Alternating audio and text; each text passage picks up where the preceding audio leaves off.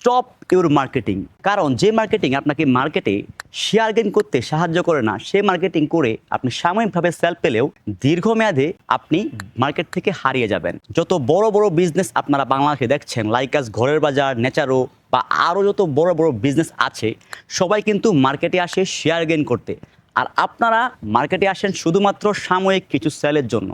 আমার পরিচিত এরকম অনেক উদ্যোক্তা আছে যারা আগে মাসে লাখ লাখ টাকা সেল করলেও এখন তাদের একটা অফিস ভাড়া দিতেও পারছে না। তো এটার কারণ মূলত হচ্ছে মার্কেটে শেয়ার গেইন করতে না পারা। যারা এখন পর্যন্ত বিজনেস বলতে শুধুমাত্র বুস্টিং আর পেইড মার্কেটিংকে বুঝেন, তাদের জন্য এক বালতি সমবেদনা হচ্ছে তারা আগামী 2 থেকে 3 বছরের মধ্যে মার্কেট থেকে হারিয়ে যাবেন।